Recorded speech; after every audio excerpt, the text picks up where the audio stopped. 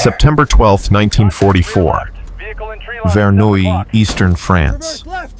Sergeant Walter Granger pressed his face against a broken mirror fragment no bigger than his hand and saw death approaching from behind. A Panther tank, 45 tons of German steel, closing at 25 miles per hour. His Sherman, outgunned and out-armored, had seconds to live.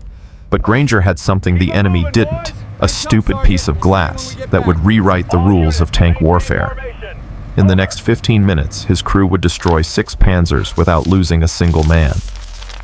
This is how a loader's insane mirror trick turned America's most vulnerable tank into a Panzer-killing machine. August 28, 1944. Motorpool, Saint-Dié-des-Vosges, eastern France. Walt Granger sat on Kentucky Girl's turret, watching mechanics tear into her busted transmission. 23 years old, 3 months in France, 17 friends dead. She'll be ready tomorrow, the head mechanic called up. Maybe. Corporal Castellano laughed the bitter kind. Maybe means we're rolling out with a transmission that'll seize up the second we hit combat. You got a better option, Philly. Yeah, I could shoot myself now, save the Kraut's the trouble. Granger didn't laugh. He was staring across the motor pool at a destroyed Citroën, its body crushed by tank treads, but the rear-view mirror somehow intact, dangling from twisted metal. Hey! Granger jumped down, walked over. You guys see this? Castellano followed. See what a dead French car. The mirror. Granger carefully pried it free. 6 inches wide, chrome frame glass unbroken. Still works. Congratulations. You gonna check your makeup before we get shot? But Granger wasn't listening. He was thinking about 3 days ago. The Panzer IV that got behind their column. 2 Shermans destroyed before anyone saw it. Tommy Reeves burned alive in one of them, screaming for 30 seconds until he wasn't. What if, Granger said slowly, we could see behind us? Castellano stared. What? The Sherman's got a blind spot. 7 o'clock to 5 o'clock. Every Panzer commander knows it. That's why they keep flanking us, hitting us from behind. What if we mounted this mirror inside the turret, angled so the loader me can see rear approaches while I'm working? Walt, buddy.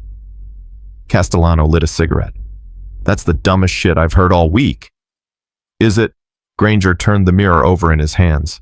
Or is the dumb thing watching friends die because we can't see what's behind us? Silence. Castellano took a drag, exhaled. Okay, say it works.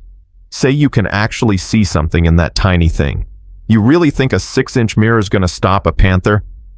No, but it might let me see the Panther before it sees us. That's 3 seconds. 3 seconds to call contact, traverse the turret, get a shot off. 3 seconds, Castellano repeated. Against a tank that can punch through our front plate at 1,000 yards. 3 seconds is the difference between Tommy burning alive and Tommy going home. Granger headed back toward Kentucky Girl. I'm trying it. Command's gonna bust you for unauthorized modifications. Then they can court-martial my corpse. Granger climbed into the turret mirror in hand. Because if this works, I'm not dying blind. Fesukak bit chua. 98% dialogue action. 0 poetic description. Immediate conflict mechanical plus tactical. Emotional stakes.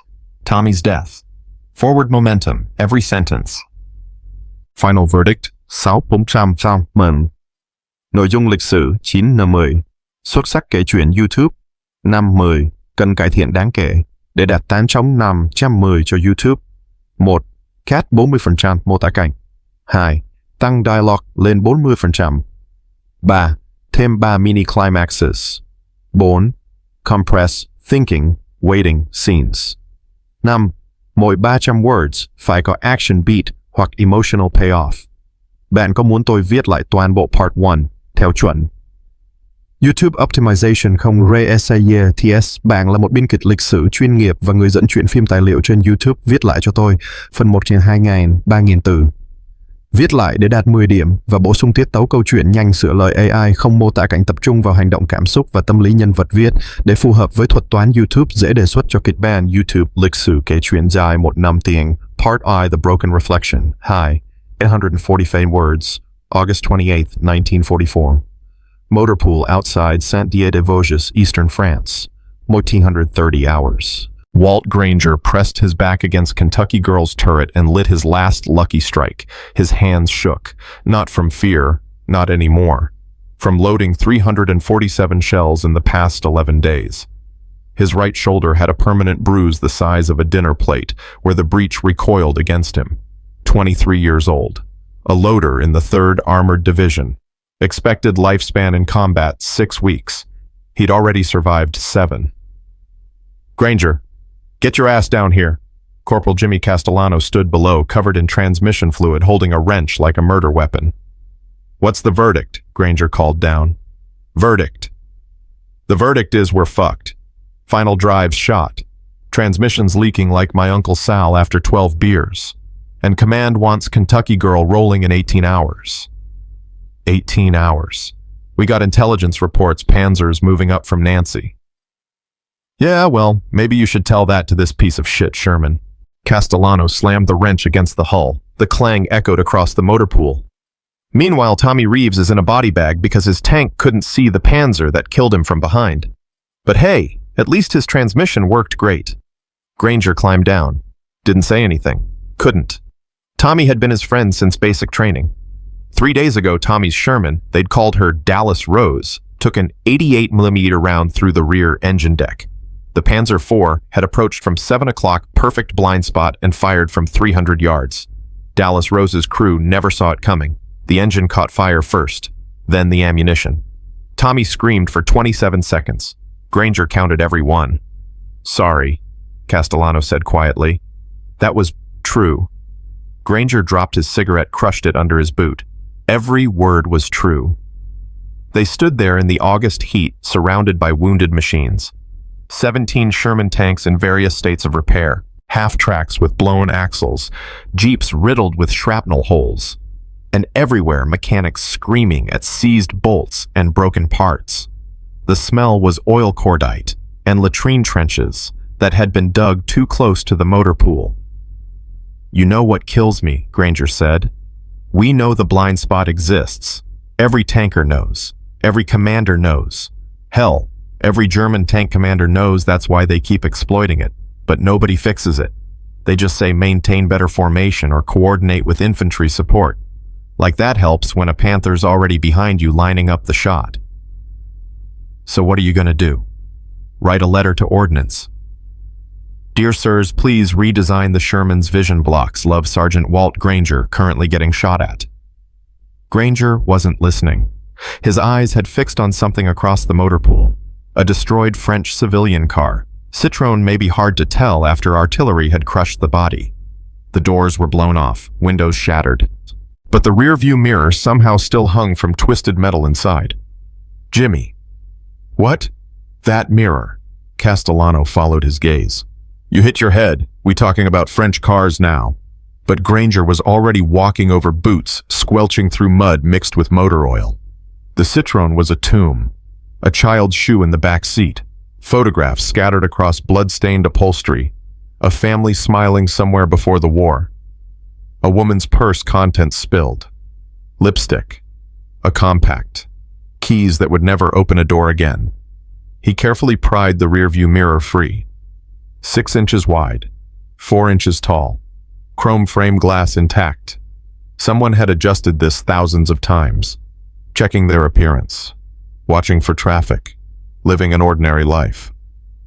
Granger, seriously, what are you doing? Granger turned the mirror over in his hands. Solving a problem. With a rear-view mirror from a dead family's car. With geometry. He started walking back toward Kentucky Girl.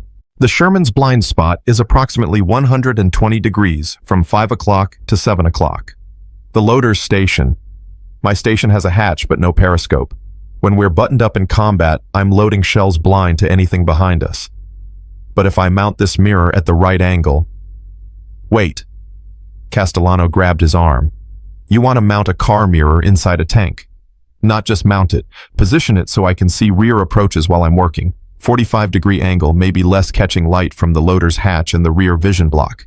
I could see behind us without leaving my station, without interrupting the loading sequence. Castellano stared at him. Really stared. Walt, brother, that's the single dumbest idea I've heard since Henderson tried to fry eggs on the engine deck. Why? Why? Because it's a fucking car mirror in a tank. Command will court-martial you for unauthorized modifications. Tommy died 3 days ago because we couldn't see behind us. That stopped Castellano. His face changed. Steve Morrison died 2 weeks ago. Same reason. Panzer IV 6 o'clock approach. Danny Kowalski lost his legs last month when a Panther flanked his Sherman and he had to bail out through the floor hatch. I load shells next to a 75mm gun in a tank with armor that a German 88 punches through like aluminum foil. I'm already gonna die, Jimmy. The question is, do I die because I got outfought or because I was too stupid to look behind me? Castellano pulled out a cigarette, lit it with shaking hands. Okay.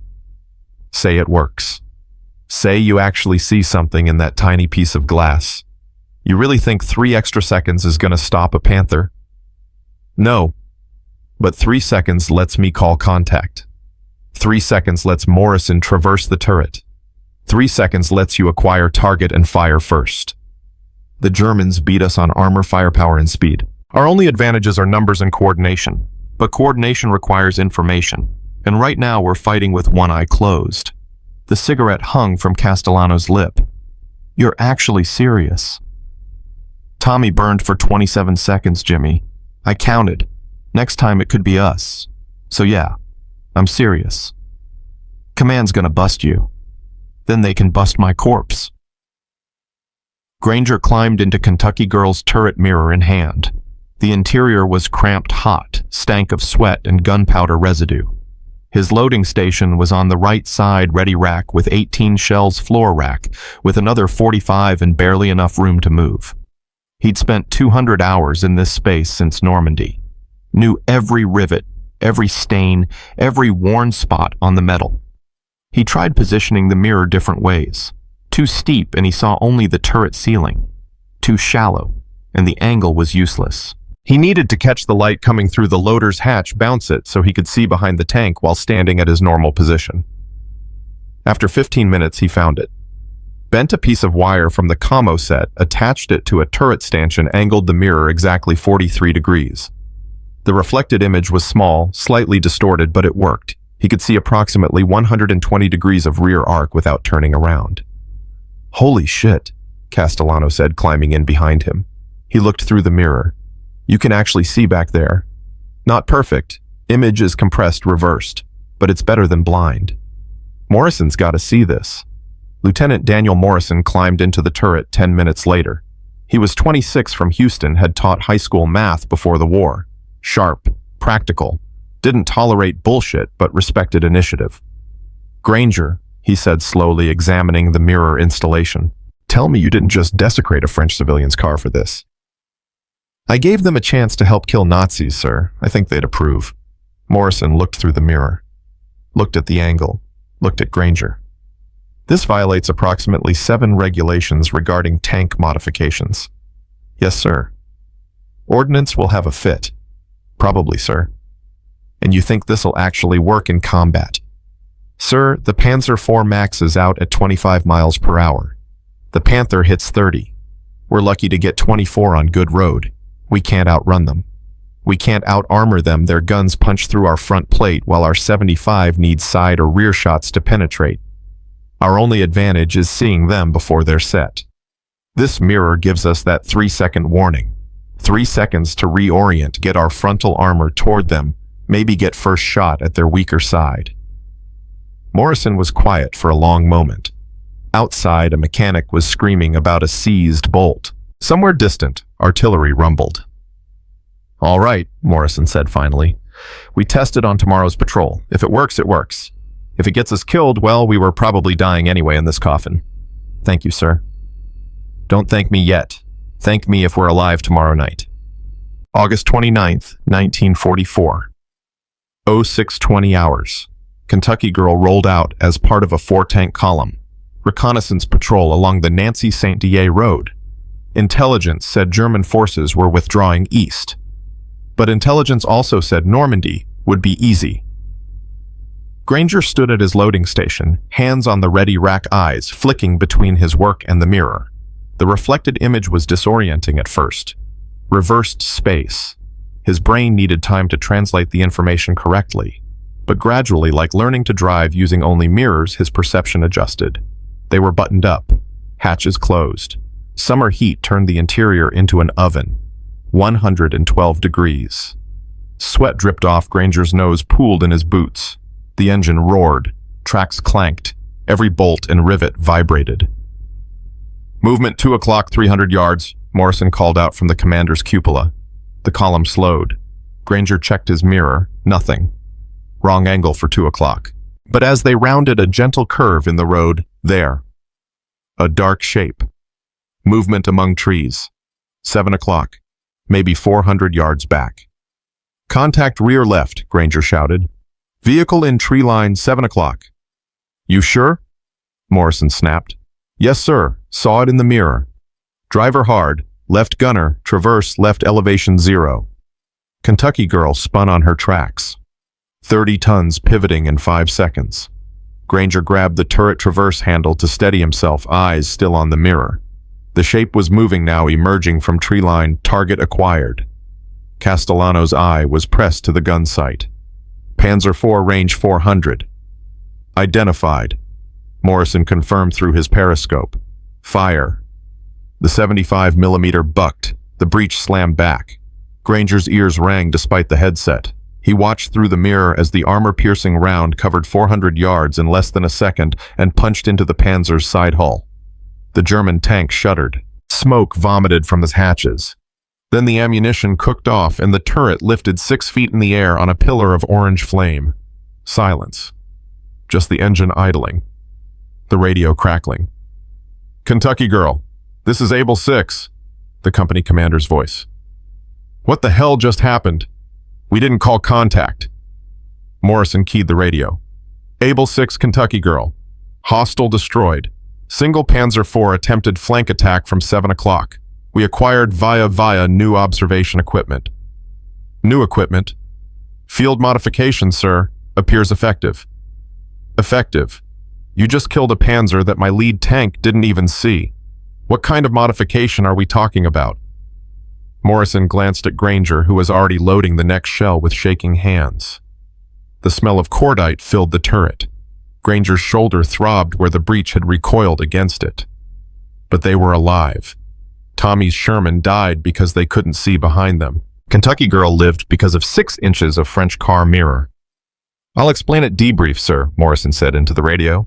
They returned to the motor pool at 1840 hours. By 1900, word had spread. Corporal Eddie Kowalski was waiting when Granger climbed down. Eddie's tank, Poughkeepsie Pride, was parked 3 spaces over, fresh from repairs. "Granger, is it true you got a magic mirror that sees Kraut's, not magic, physics? Jimmy says you spotted a Panzer IV from behind the turret. Says you saw it before Morrison did. Mirror gives rear visibility, that's all." "That's all." Eddie laughed, but there was no humor in it. "My loader is blind to everything behind us. Last week we almost got smoked by a Panther we never saw until it fired." "That's all." Might as well be a miracle. "Can you make one for us?" By August 31st, Granger had scavenged mirrors from 6 destroyed civilian vehicles and installed them in 5 other tanks in the platoon. Each installation was custom. Different Sherman variants had different interior layouts. He learned to adjust for these variations, finding optimal angles for each loader's station. He taught the other loaders how to use them, how to quickly interpret the reversed compressed image, how to call out contacts accurately without panic. The tanks started calling them Granger mirrors. The name stuck. Granger hated it.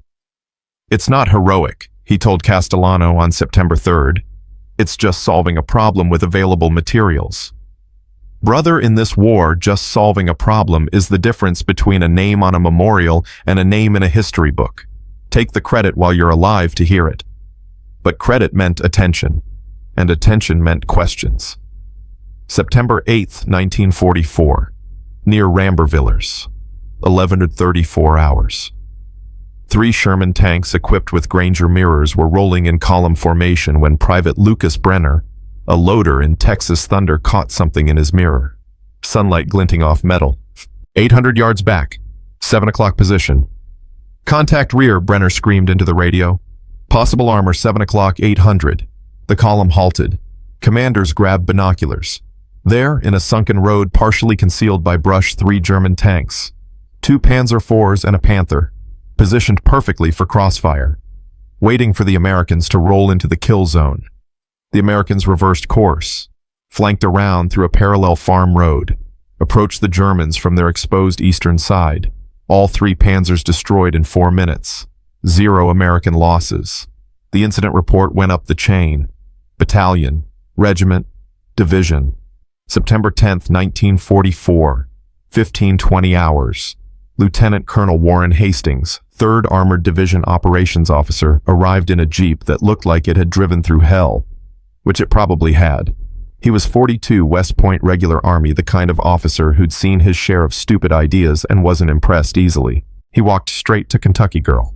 Granger was cleaning his station hands black with gun oil. "Sergeant Granger," Granger snapped to attention. "Sir, at ease, show me this mirror." Granger climbed into the turret.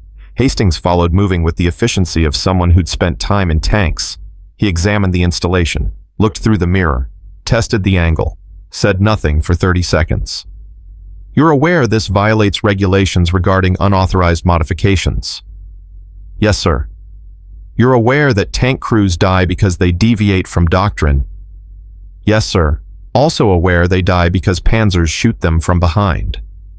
Hastings almost smiled. Almost. "How many tanks in your battalion have these?" 17, sir. As of yesterday. "Combat effectiveness?" "Anecdotal, sir, but consistent. Tanks with mirrors have spotted and engaged flank threats in 6 separate engagements over 9 days. Tanks without mirrors continue to be vulnerable. We've lost 3 Shermans in that period, none equipped with mirrors." Hastings nodded slowly. He pulled out a small notebook, wrote something. "I'm authorizing your battalion to equip all available tanks. I'm also recommending wider implementation to division. You understand what this means?" "Sergeant." "Sir." "It means if this works, if the data supports what you're claiming, you may have just solved a problem that's been killing American tankers since we landed in France. It also means if you're wrong, if these mirrors create some unforeseen tactical disadvantage, men die and it's on your head." "Understood, sir." "Good." Hastings climbed out of the turret. "Don't make me regret this, Granger." "No, sir." But as Hastings's jeep drove away, Granger felt the weight settle. Not pride, not satisfaction, just the cold knowledge that the real test was coming. Intelligence indicated German forces consolidating for a major counterattack. When that hammer fell, when Panzers came in force, that's when they'd know if a 6-inch mirror was salvation or superstition. September 11th, 1944, 22:40 hours. Granger sat on Kentucky Girl's turret looking at stars. Castellano climbed up beside him, handed him a cigarette. "Can't sleep?" Jimmy asked. "Can you?" "Not since Normandy." Castellano lit both cigarettes. "You hear the briefing. We roll out at 0600. Verneuil Crossroads. Intelligence says Panzers are massing." "How many?" "At least 10, maybe more. Panzer IVs, Panthers, maybe a Tiger if we're really unlucky." They smoked in silence. Somewhere distant, an owl called. The night was cool, almost peaceful. The kind of night that made you forget there was a war. "You scared?" Castellano asked quietly. "Terrified." "Me too. But I'm less scared than I was 3 weeks ago, before the mirror. That's worth something, right?" "Ask me tomorrow night." "What if there is no tomorrow night?" Granger looked at him. "Then I hope the mirror saves someone else." They finished their cigarettes, climbed down, tried to sleep in bedrolls that smelled like diesel and fear. The next day was September 12th, 1944. The day a 6-inch piece of French car mirror would face its ultimate test. The day the numbers, cold, brutal mathematics of tank warfare would tell a story that echoed through decades of armored doctrine. But first there was dawn, and the rumble of engines starting, and the metallic taste of adrenaline coating your tongue like copper. Granger loaded his first shell of the day at 0547 hours. He wouldn't stop loading for the next 15 minutes. And when it was over, Kentucky Girl would be surrounded by burning Panzers, and Granger's hands would shake so badly he couldn't light a cigarette. But that's what comes next. September 12th, 1944, 0547 hours. Staging area outside Vernay. Granger's hands moved on autopilot check. The shell wiped the base, slided into the breech, stepped back. He'd done this sequence 463 times in combat. Muscle memory so deep he could do it blind, which was good because his mind was somewhere else entirely. "You're quiet," Morrison said from the commander's cupola. His voice crackled through the intercom, tinny and distant. "Thinking, sir. About, Tommy, Steve, Danny, all the guys who didn't make it because they couldn't see what killed them." Morrison was silent for a moment. Then, "Today we can see. That's the difference." But Granger knew better. Seeing didn't guarantee surviving. It just changed the odds. And odds were a cruel calculus when your life was the variable. The radio crackled. "All units able 6. Enemy strength estimated at 12 armor mixed Panzer IVs and Panthers. Possible Tiger in reserve. Our objective is to hold the western approach to Verneuil and prevent enemy breakthrough. Expect contact within 30 minutes. Able 6 out. 12 tanks against their 7. "Well," Castellano said, his voice tight, "at least the odds are better than Normandy. In Normandy, we had hedgerows to hide in," Driver Roy Henderson called from his position. "What have we got here? Open fields and a prayer." "We've got mirrors," Granger said. He checked his reflection in the small piece of French car glass mounted beside his station. In it, he could see the rear approach, the autumn morning light just starting to break through cloud cover. "That's more than we had 2 weeks ago." Granger's right. Morrison's voice carried the weight of command, the forced confidence that officers manufactured when they needed their men to believe in something. "The mirror gave us an advantage at Rambervillers. It'll give us an advantage here. Everyone buttoned up, safety's off. This is it." Kentucky Girl rumbled forward tracks, chewing mud, engine bellowing. Granger braced himself against the turret wall as they crested a small rise. Through the loader's hatch, still open for now, he could smell rain coming, mixed with diesel exhaust and his own fear sweat. 0612 hours. Contact, multiple contacts, 11 o'clock, range 1,000 yards. Morrison's voice snapped Granger's attention forward. Through the narrow gap of his hatch, he could see dark shapes emerging from tree line. Low profiles, angular turrets, Panthers. "Count 304 Panthers. Panzer IVs behind them can't get exact count." Granger's heart hammered against his ribs. 4 Panthers. Each one carried an 88mm gun that could penetrate a Sherman's front plate at 1,500 yards. Kentucky Girl's 75mm needed to get within 500 yards for a reliable frontal penetration, and even then it was a prayer shot. Side or rear armor that was the only real kill zone. All units spread formation, Able 3 and Able 5 flank right. Kentucky Girl Poughkeepsie Pride hold center. Texas Thunder cover our left. The Shermans spread out. Textbook tactics. Create multiple targets, force the Germans to divide their fire, look for opportunities to hit weak points. The theory was sound. The execution usually ended with burning Shermans. "Granger," Morrison said quietly, "watch that mirror. The Panthers will try to envelope us. When they do, I'll see them, sir. You better, because if you don't, we're all dead." 0618 hours. The first shot came from the German line, a Panther at 900 yards. The round screamed past Kentucky Girl's turret with a sound like fabric tearing. It hit a tree 200 yards behind them, detonating in a shower of splinters and dirt. "Jesus Christ!" Henderson yelped from the driver's position. "Steady," Morrison barked. "Driver, evasive maneuvers, pattern Delta. Gunner acquire target. Panther at 11 o'clock. Ranging." Castellano's eye was pressed to the gun sight, his hand spinning the elevation wheel. 800 yards. 750. Kentucky Girl lurched left then right, Henderson working the lateral controls like he was wrestling a mechanical bull. The engine screamed. Another German round slammed into the mud 20 feet away, showering them with debris.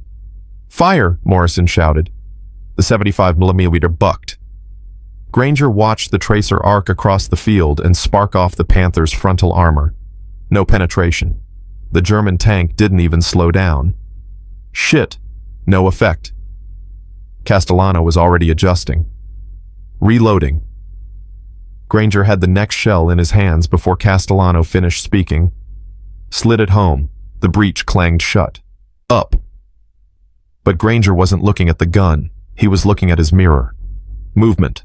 7 o'clock. Low and fast. Contact rear left. His voice cracked. 2 vehicles, 7 o'clock, 500 yards and closing. Confirmed. Morrison swung his periscope around.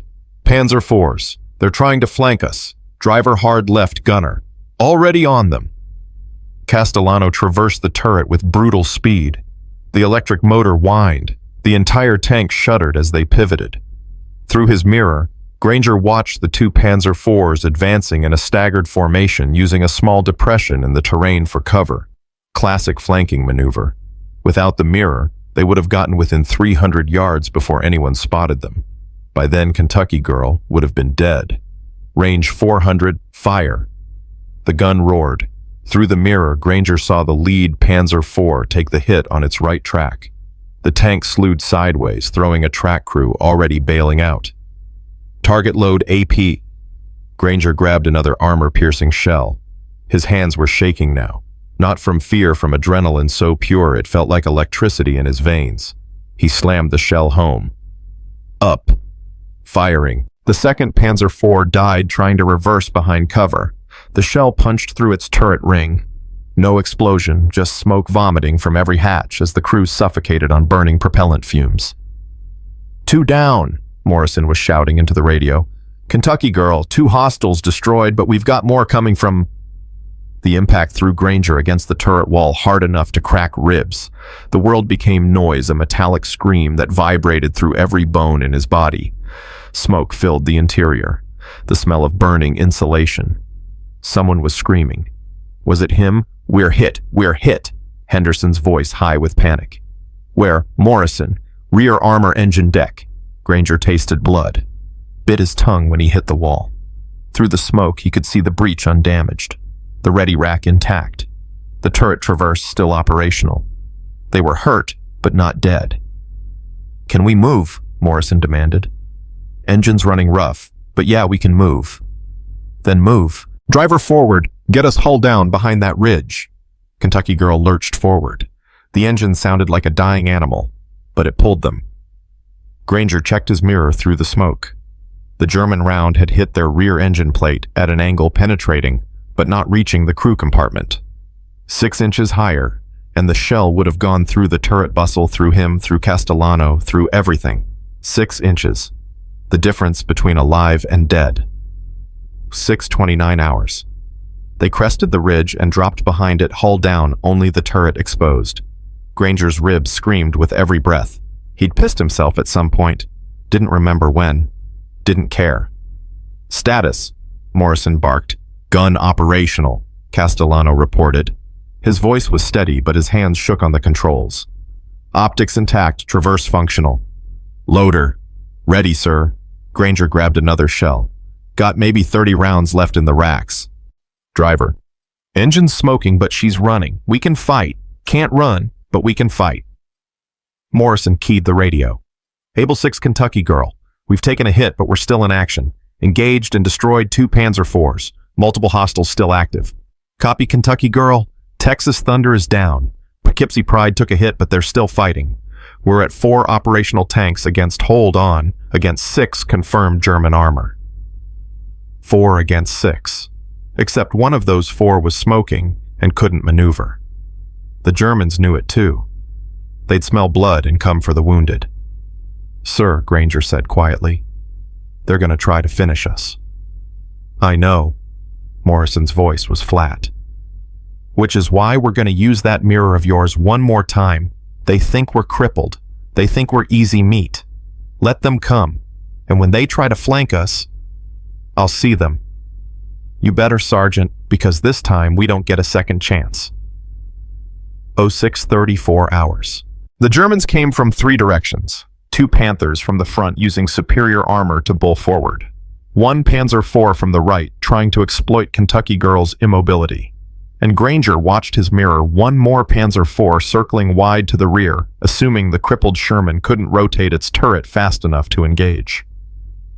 Multiple contacts, Morrison called out bearings and ranges rapid fire. Gunner priority is the Panther at 11 o'clock range 600. Contact rear, Granger shouted. Single Panzer IV, 7 o'clock 300 yards. He's lining up on our engine. Morrison didn't hesitate. Gunner traverse rear. Forget the Panther.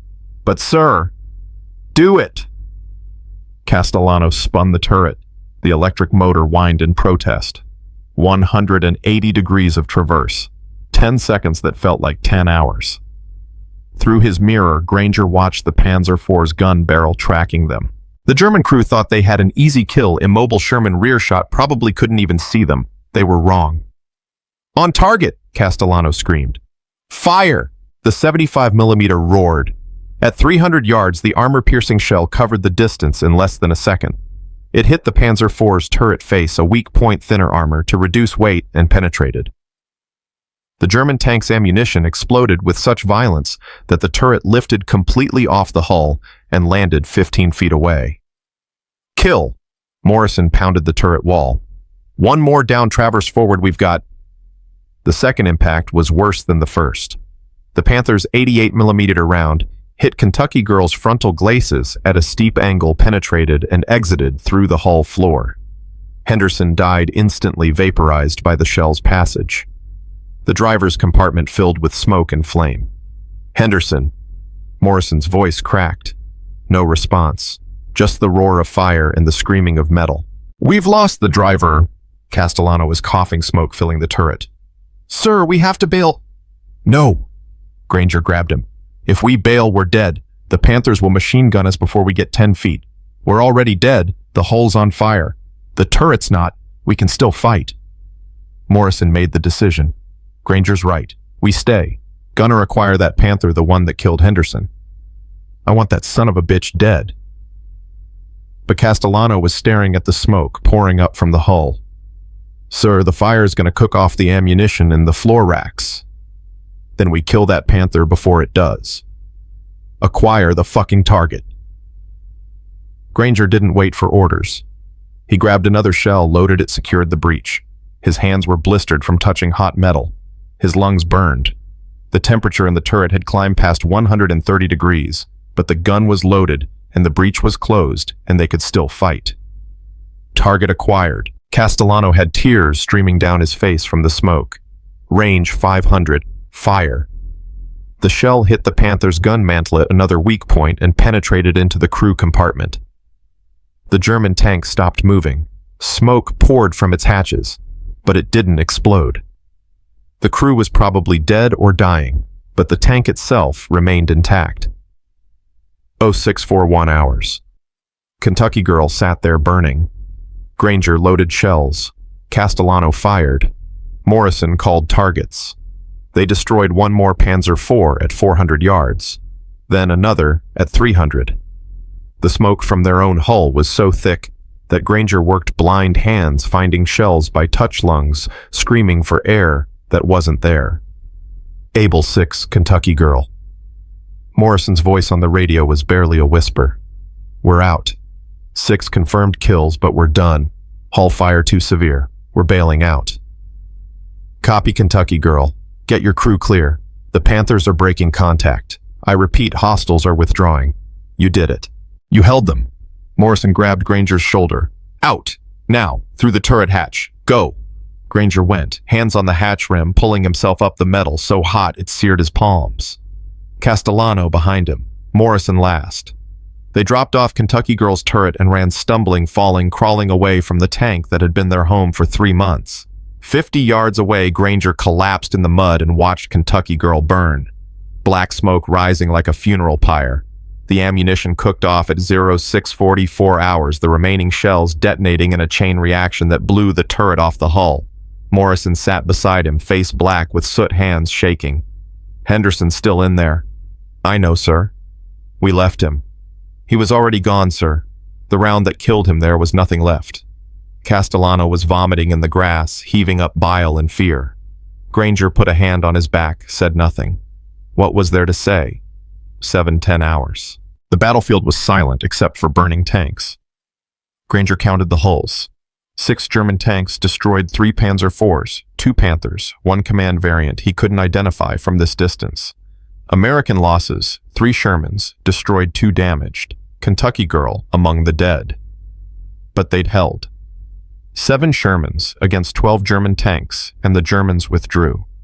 By the cold mathematics of tank warfare, that was a victory. By any other measure, it was just survival. A jeep arrived carrying Major William Trent, battalion commander. He climbed out, surveyed the carnage, and walked over to where Morrison's crew sat in the mud. "Lieutenant, report." Morrison stood saluted despite everything.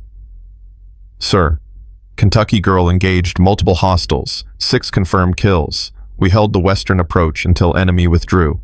Lost our driver. Tank destroyed." Trent looked at the burning hulk of Kentucky Girl. "I heard reports you engaged targets from the rear, multiple times. How?" Morrison glanced at Granger. "The mirror, sir. Sergeant Granger's modification. It gave us rear visibility. Allowed us to spot flanking attempts before they could get kill shots. Without him, we'd have been dead in the first 5 minutes." Trent turned to Granger. "You're the one who's been installing car mirrors and tank turrets." "Yes, sir." "Against regulations." "Yes, sir." "Saved your crew today." "Yes, sir." Trent was quiet for a long moment. Then, "Sergeant, as of this moment, I'm issuing a battalion-wide order. Every Sherman tank under my command will be equipped with auxiliary rear-view mirrors. I'm also recommending to Division that your modification be standardized across the armored force. You've got something here, something that changes how we fight." Granger looked at Kentucky Girl's burning corpse, at the 6 German tanks they'd destroyed, at Castellano still trembling, at Morrison face blank with shock. "Permission to speak freely, sir." "Granted. The mirror didn't save us, sir. It just let us see what was trying to kill us. We still got hit. Henderson still died. We still lost the tank. All the mirror did was change the odds from impossible to barely possible. That's not victory. That's just math." Trent nodded slowly. "You're right, Sergeant. It is just math. But in this war, math is the difference between extinction and survival. And today your math killed 6 German tanks while saving 3 American crews. I'll take that equation any day." He climbed back in his jeep and drove away, leaving the 3 survivors sitting in the mud, watching their tank burn. 07:48 hours. Medics arrived. Checked Granger's ribs, bruised not broken. Bandaged Castellano's hands, 2nd-degree burns from touching hot metal. Gave Morrison something for shock. None of them spoke. What was there to say? By 800 hours, a recovery vehicle arrived to salvage what was left of Kentucky Girl. The fire had burned itself out. The hull was a blackened skeleton. The turret lay upside down 20 feet away, torn free by the ammunition explosion. And somewhere in the driver's compartment, what remained of Roy Henderson. "They'll bury him with the tank," Morrison said quietly. "Mark it as a battlefield grave. His family'll get a letter saying he died quickly, heroically. They won't mention that we left him burning while we ran." "He was already dead, sir," Granger said again. "The shell that hit us, I know, doesn't change the fact we left him." They stood there in silence, 3 men who'd lived when they should have died, staring at the tomb of the 4th who didn't make it. "You know what kills me," Castellano said finally. "We did everything right. The mirror worked. We saw them coming. We got kills. We held the line. And Henderson still died. So what's the fucking point?" "The point," Morrison said, "is that without the mirror, we'd all be dead. All 4 of us. The mirror didn't make us invincible. It just made us less blind. And sometimes that's enough." 09:15 hours. A truck arrived to transport them back to battalion headquarters. As they climbed in, Granger looked back one more time at Kentucky Girl, at the small piece of French car mirror that had somehow survived the fire still mounted in the turret wreckage, still reflecting the morning sky. He thought about the French family who'd owned that Citroën, who'd adjusted that mirror 10,000 times to check their appearance watch for traffic live ordinary lives. They were probably dead now, killed by Germans or Allied bombs or just the random violence of war. But their mirror had lived, and in living it had saved 3 American tankers, maybe more if the modification spread. "Hey, Granger," Castellano said as the truck pulled away. "You think Henderson knew about the mirror, that it worked?" "I don't know. I hope he knew. I hope in those last seconds before the shell hit, he knew we could see what was coming, that we had a chance." Granger closed his eyes, felt the truck bounce over rutted road, smelled smoke and diesel and his own fear sweat that wouldn't wash off. "Yeah," he said quietly. "I hope he knew too." But deep down, Granger understood the truth that would haunt him for decades. The mirror hadn't saved Henderson. It had only saved the men who could see the death coming and couldn't prevent it. And sometimes seeing wasn't enough. Sometimes you watched your friends die and survived anyway. And you carried that weight for the rest of your life. The truck rolled on through the French countryside past burned villages and dead livestock and all the ordinary horrors of liberation. Behind them, Kentucky Girl smoldered. Ahead, new tanks waited, new crews, new battles. The war didn't pause for grief. It never did. But somewhere in the wreckage, a 6-inch piece of car mirror caught the light and reflected the sky, a small monument to the mathematics of survival and the thin line between the living and the dead. The truck dropped them at battalion headquarters, a commandeered farmhouse outside Lunaville at 10:47 hours. Granger's ribs throbbed with every breath. Castellano hadn't spoken since they left the battlefield. Morrison walked like a man who'd aged 20 years in 2 hours. Inside the operations room smelled like coffee, cigarette smoke and mimeograph ink. Maps covered every wall. Radio operators hunched over equipment voices crackling with coordinates and casualty reports. Major Trent stood at the center pointing at a map of the Lorraine region while captains took notes. "Gentlemen?" Trent looked up as Morrison's crew entered. "Glad you're alive. Get some food cleanup. Debrief in 30 minutes. "Sir," Morrison said about Henderson. "I know.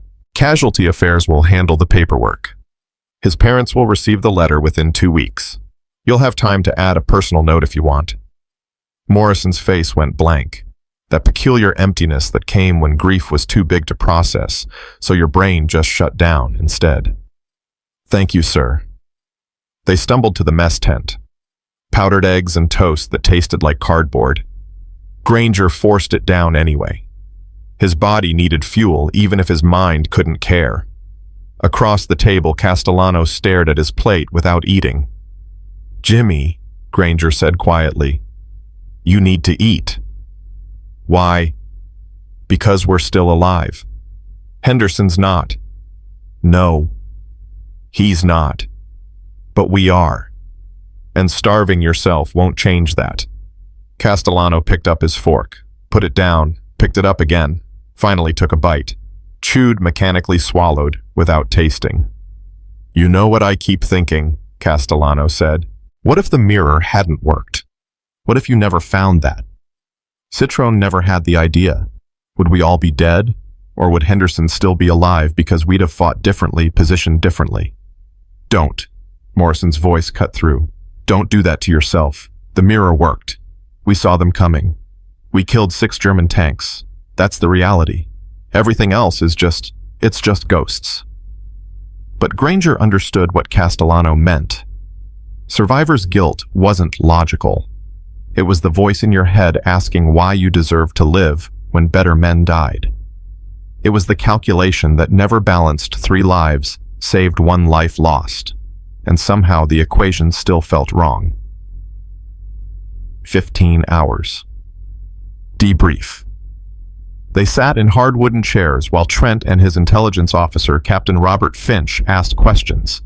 How many enemy tanks? What types, ranges of engagement? Number of rounds expended? Granger answered mechanically, reciting numbers that meant death. "And the mirror modification," Finch said, flipping through notes. "You used it to spot multiple flanking attempts." "Yes, sir. 4 separate contacts from rear angles. Without visual confirmation via the mirror, we wouldn't have known they were there until they fired. How long does it take to install one?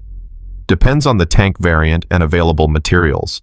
If you've got a suitable mirror, maybe 45 minutes. Most of that's finding the right angle. Finch exchanged glances with Trent.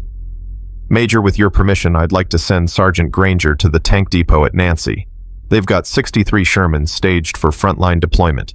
If he can train the maintenance crews to install these mirrors before the tanks roll out. Do it, Trent said immediately. Granger, you're reassigned effective immediately. Your new mission is to equip every Sherman in this division with rear-view mirrors and train the crews how to use them. Captain Finch will provide transport and authorization. Granger blinked. Sir, I'm a loader. I belong with the tank crew. You were a loader. Now you're the man who's going to save tank crews. That's an order, Sergeant. There was no arguing with orders. Granger nodded. Yes, sir. Morrison Castellano, you're getting a new tank. Kentucky Girl Jr., if you want to keep the name. She's a 76mm Sherman fresh from depot. Crew her up, get a new driver and loader. You roll out in 72 hours. Morrison saluted. They filed out of the operations room into afternoon sunlight that felt too bright, too cheerful for men who'd watched their friend burn. Granger, Morrison said. What you did today, what you've been doing since that first mirror, you know it matters, right? Does it? Henderson's still dead. Yeah, but Eddie Kowalski's alive. Lucas Brenner's alive. Every crew that's using those mirrors has a better chance. That's not nothing. And Granger wanted to believe him. Wanted to feel like the mirrors meant something beyond postponing inevitable death. But all he could see was Kentucky Girl burning Henderson's body somewhere in that metal coffin, and the cold mathematics that said 4 Shermans lost versus 6 Panzers destroyed was a victory. Sir, Granger said, when you get Kentucky Girl Jr., make sure they install a mirror. Train the new loader how to use it. And tell him it's from Henderson, that he paid for it. Morrison's eyes went wet. He nodded, saluted, and walked away before the tears could fall. 14:30 hours. Nancy Tank Depot. The depot was organized chaos. 63 Sherman tanks in various stages of readiness. Mechanics swarming over engines, testing transmissions, mounting machine guns. The smell was grease and fresh paint and the particular stink of Cosmoline being cleaned off new equipment. Captain Finch introduced Granger to the depot commander, a grizzled master sergeant named Frank Kowalski, no relation to Eddie, who ran the facility like a factory floor. You're the mirror guy, Kowalski said, lighting a cigar that smelled like burned rope. Major says you need mirrors for 63 tanks. That's 63 mirrors I don't have. There's destroyed vehicles all over this sector, Granger said. French civilian cars, German trucks, anything with a rear-view mirror. We salvage them. Salvage from civilian wrecks. Kowalski took a long drag. Army Supply is gonna love that. Army Supply isn't getting shot by panzers they can't see. Kowalski almost smiled. Fair point. All right, I'll send crews to collect mirrors. You figure out the installation. Deal. Deal. By 1600 hours, Granger had a work detail of 8 mechanics and a pile of salvaged mirrors. French cars, German staff vehicles, even one from a British lorry. 68 mirrors total. More than enough. He started with a factory-fresh M4A1, the most common variant in the depot. Climbed into the turret, measured angles, tested sight lines.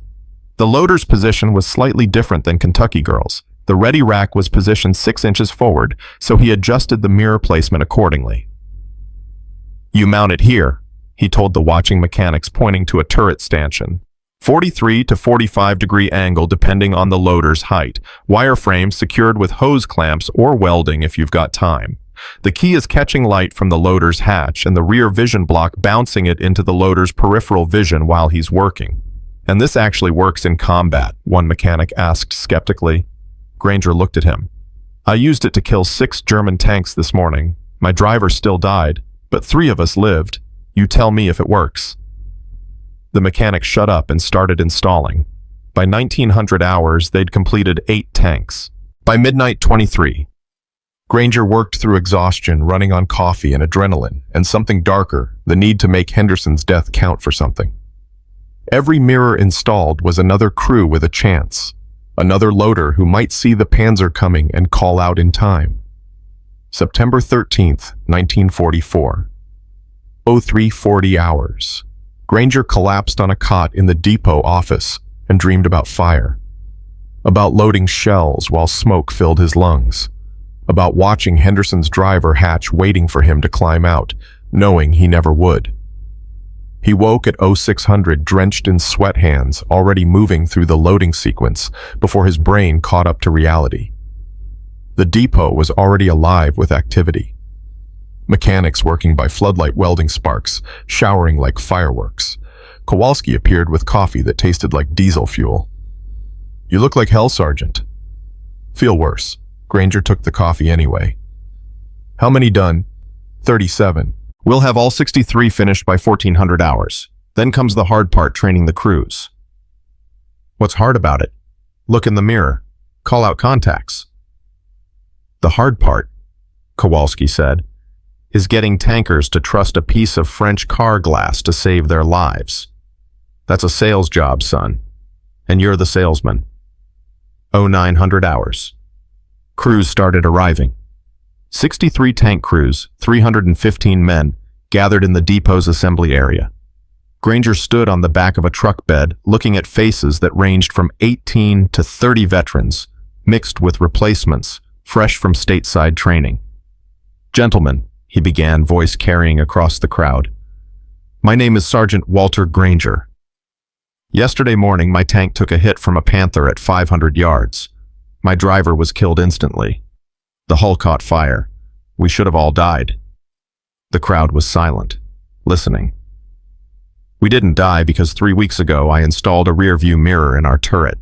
A mirror from a destroyed French car, 6 inches wide, mounted so the loader could see rear approaches while working. Yesterday, that mirror spotted 4 separate flanking attempts. We killed 6 German tanks because we saw them before they got optimal firing positions. The mirror didn't make us invincible, but it made us less blind." He paused. Let it sink in.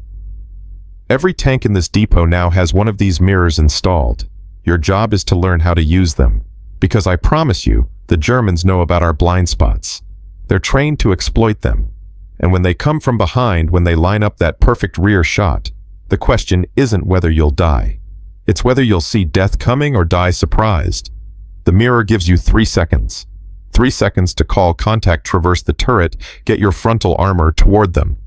3 seconds doesn't sound like much, but it's the difference between loading shells and burning alive." A hand went up. "Young kid, couldn't be more than 19. "Sergeant, did the mirror save your crew?"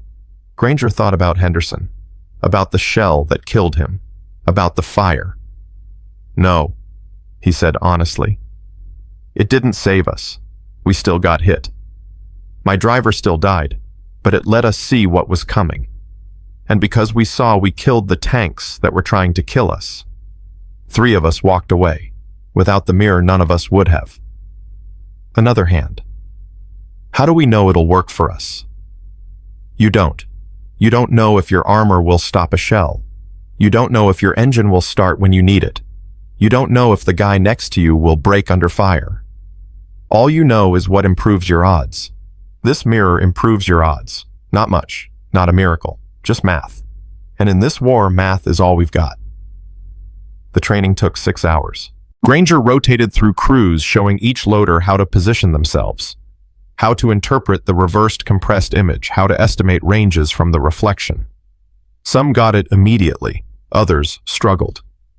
He was patient with all of them, remembering his own confusion the first time he'd looked through salvaged French glass. "The image is backwards," he explained to a loader named Private Martinez. "Left in the mirror is right behind you. Takes about 5 minutes to adjust. Don't think about it. Just look, process, call out. What if I make a mistake? Call contact when there's nothing there. Then your gunner traverses, sees nothing, and you look foolish. What if you don't call contact when there's a Panther lining up a shot?" Martinez went pale. "Point taken, Sergeant."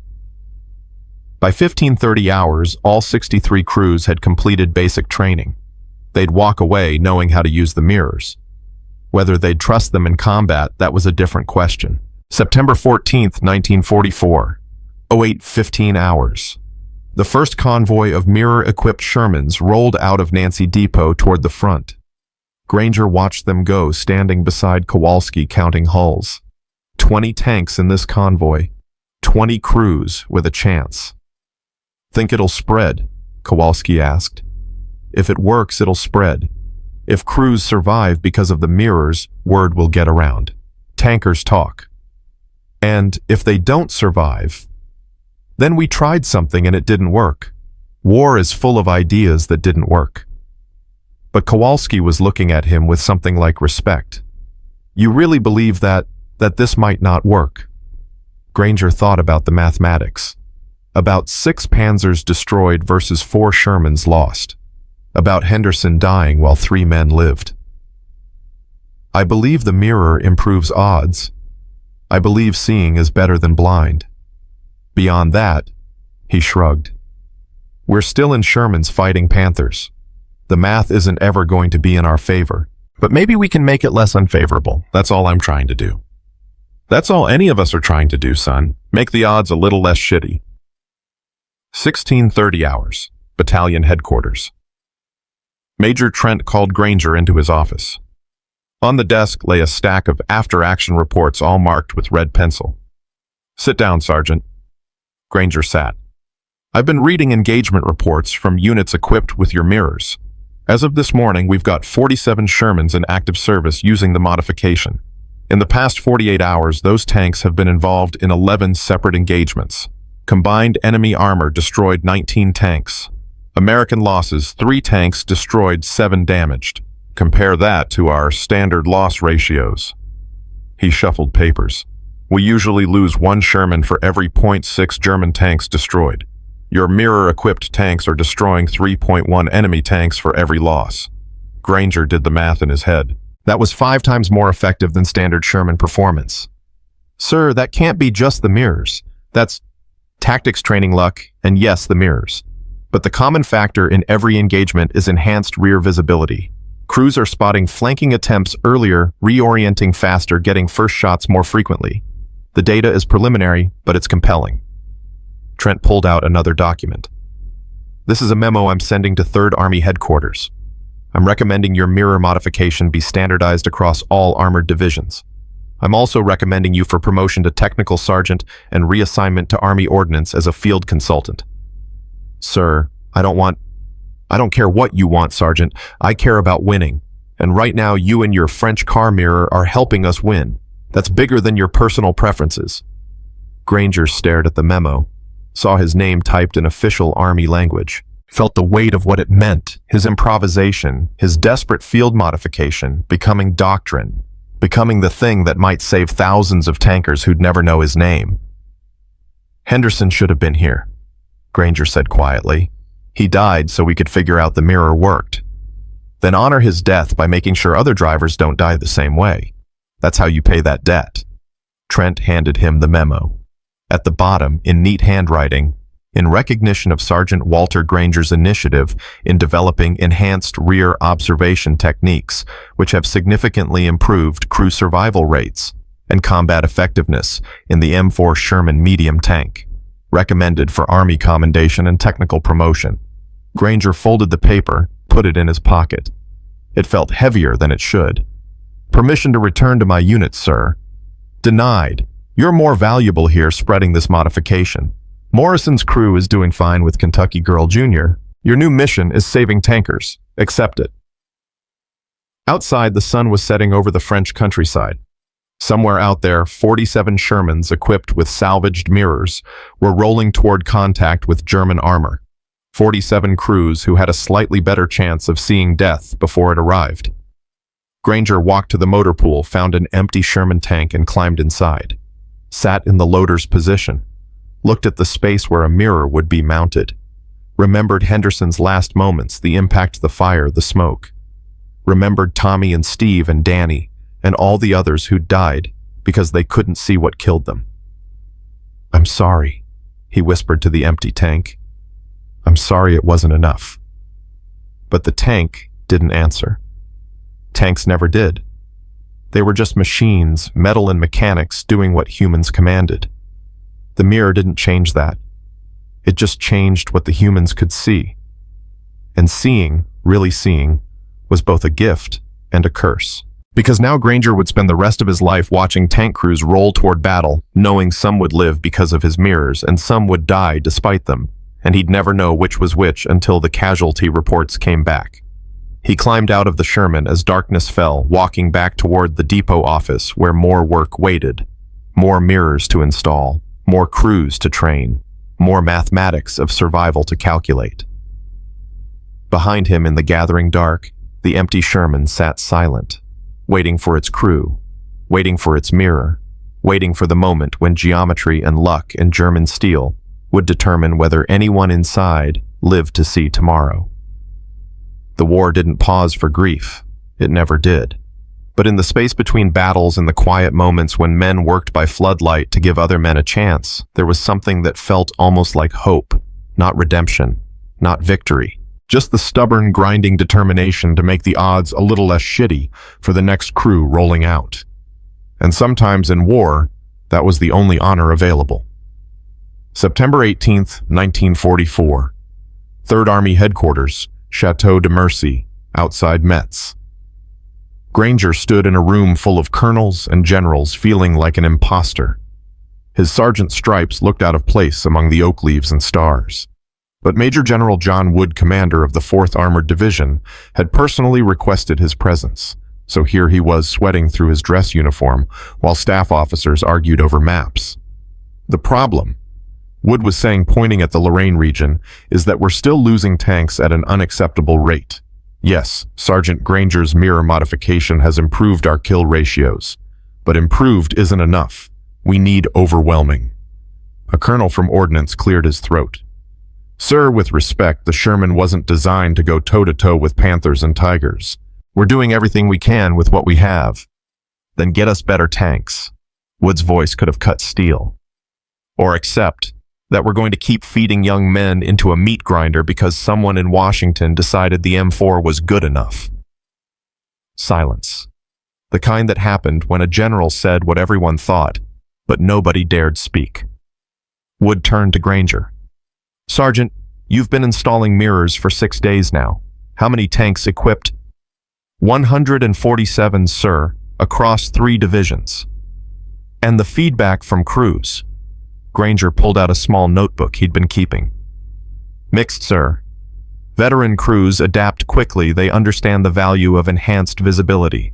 Replacement crews are more skeptical.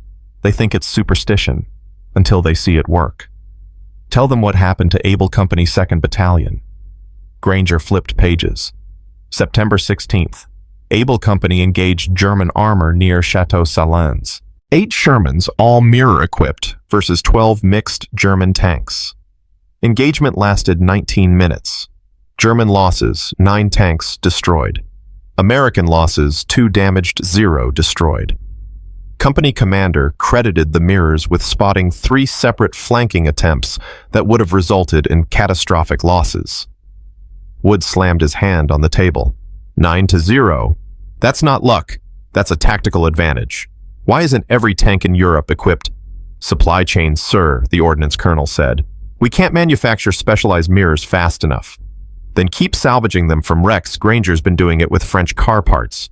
You're telling me the entire United States Army can't match what one sergeant accomplished with scrap metal? Sir, there's also the question of standardization. Each tank variant requires slightly different mirror placement. Then train mechanics on variant-specific installation. Figure it out. The meeting dissolved into logistics and procurement arguments. Granger stood there feeling useless until Wood dismissed everyone except him. Walk with me, Sergeant. They left the chateau, walking through grounds that had once been ornamental gardens. Now they were motor pools and command tents. You know what you've done, Wood asked. Made things slightly less terrible, sir. You've proven that innovation doesn't require a laboratory or a procurement committee. Sometimes it just requires a smart soldier who's tired of watching friends die. That's rarer than you think. Sir, I just found a mirror and you had the presence of mind to see a solution where everyone else saw an immutable problem. The Sherman's blind spot has been documented since 1942. Thousands of engineers and tacticians knew about it. You're the one who fixed it with 6 inches of French glass. They stopped beside a Sherman tank being prepped for deployment. The mirror was already installed. Granger could see it through the open loader's hatch. I'm assigning you to 4th Armored Division permanently, Wood said. You'll train every crew, supervise every installation, and document everything. When this war ends, your work will become doctrine. That's not a request. Sir, I'm a loader. I belong in a tank. You were a loader. Now you're the reason loaders survive. Accept it, Sergeant. Some men fight the war. Some men change it. You don't get to choose which. October 3rd, 1944. 4th Armored Division training area near Nancy. 3 weeks had passed. Granger had trained 462 tank crews, installed mirrors in 238 Shermans, slept maybe 4 hours a night, lost 12 pounds. Stopped dreaming about Henderson because he was too exhausted to dream at all. He was demonstrating mirror usage to a fresh crew when a jeep roared up spraying mud. Granger, you need to see this. Captain Finch barely coherent waving a radio transcript. What happened? Your mirrors, they just won a battle we shouldn't have won. They drove to division headquarters where a major engagement was being analyzed in real time. The operations officer, Lieutenant Colonel Hayes, was reading radio reports aloud to assembled staff. Baker Company 37th Tank Battalion encountered German armor at Moorhange. Initial contact 6 Shermans versus estimated 8 Panthers and 15 Panzer IVs. Textbook scenario for American annihilation. Granger's stomach dropped. Those odds were suicide. Hayes continued. But Baker Company was fully equipped with Granger mirrors. As German forces attempted standard encirclement tactics, American crews spotted flanking movements from rear and side positions. Instead of being surrounded, Baker Company used the advance warning to establish a defensive arc presenting frontal armor to all threats while systematically engaging German tanks attempting to maneuver for side shots. What were the casualties? Someone asked. German losses 6 Panthers, 11 Panzer IVs, 17 tanks destroyed. Hayes looked up from the report. American losses 3 Shermans damaged, 0 destroyed, 0 casualties. The room erupted. Officers shouting questions, demanding clarification. This wasn't improvement. This was a fundamental reversal of the standard Sherman versus Panther exchange rate. How is that possible? A major demanded. Panthers outgun us, out-armor us. But they can't outflank us if we see them coming, Hayes said. That's what Sergeant Granger's modification provides. The Germans are trained to exploit our blind spots. When those blind spots disappear, their entire tactical doctrine breaks down. Finch grabbed Granger's shoulder. You hearing this? You just obsoleted German tank tactics. But Granger was thinking about the numbers differently. 17 German tanks destroyed meant 17 crews dead or wounded, maybe 70 German tankers burned alive or bled out in steel coffins. The mirror didn't change the math of death, it just transferred the equation to the other side. Sergeant Granger, Hayes was looking at him. General Patton wants to meet you. Sir. 3rd Army Commander. He's heard about your mirrors. Wants a personal briefing. Tomorrow, 0900 hours. Don't be late. October 4th, 1944. 08:55 hours. 3rd Army Headquarters. General George S. Patton was exactly what Granger expected. Tall, immaculate uniform, pearl-handled revolvers, and a presence that made you stand straighter, even if you were already at attention. Sergeant Granger, the mirror man. Yes, sir. Patton walked around him, examining like a specimen. I've read the reports. Your modification has improved Sherman effectiveness by approximately 300% in rear aspect engagements. That's the difference between defeat and victory. You know what that makes you. Lucky, sir, bus. Valuable. I'm authorizing immediate expansion of your program. Every Sherman in 3rd Army will be equipped with these mirrors within 30 days. You'll train battalion-level mechanics to handle installations. I want this standardized, documented, and permanent. Sir, I'm just one sergeant. You're the sergeant who's saving my tankers. That makes you worth more than a battalion of replacements. Patton leaned closer. War is won by men who refuse to accept defeat as inevitable. You saw a problem and fixed it. Most soldiers just die. You chose differently. I respect that. Thank you, sir. Don't thank me. Thank me by making sure every tank crew in my army has the same advantage you gave your crew. Can you do that? Granger thought about Henderson, about Tommy and Steve and Danny, about all the names on casualty lists that might have been prevented. Yes, sir. I can do that. Good. Dismissed. Granger saluted, turned to leave. Sergeant, Patton's voice stopped him. Did your mirror save your crew? The question hung in the air. Honest answer or the answer expected. It saved 3 of us, sir. Lost one anyway. What was his name? Henderson, sir. Driver. Took an 88 through the hull. Then make sure Henderson didn't die for nothing. Make sure his death bought something. Working on it, sir. October 15th, 1944. Field Maintenance Depot, Chateau Shermans. 2 weeks of brutal work. Granger moved from battalion to battalion, training mechanics, supervising installations, troubleshooting problems. A mirror shattered during installation. He improvised with polished steel plate. A crew complained about glare. He showed them how to angle differently. A tank commander called the whole thing superstitious nonsense. Granger let him talk to survivors of Morhange. The modifications spread like wildfire. Not through official channels, those were still tangled in procurement bureaucracy, but through tankers talking. A crew would survive an engagement because they spotted a flanking Panther. They'd tell other crews. Those crews would demand mirrors. Word of mouth moved faster than Army paperwork. By mid-October, an estimated 470 Shermans across 3 armies were mirror-equipped, most through official channels, some through crews scavenging their own mirrors and installing them without authorization. Granger heard stories of tankers pulling mirrors off destroyed French cars at night, mounting them by flashlight, not waiting for ordnance to catch up. You've started a movement, Captain Finch told him over terrible coffee. Crews are taking initiative. That never happens in the Army. They're scared, Granger said. Fear makes you creative. Or dead. You made them creative instead. But the success came with weight.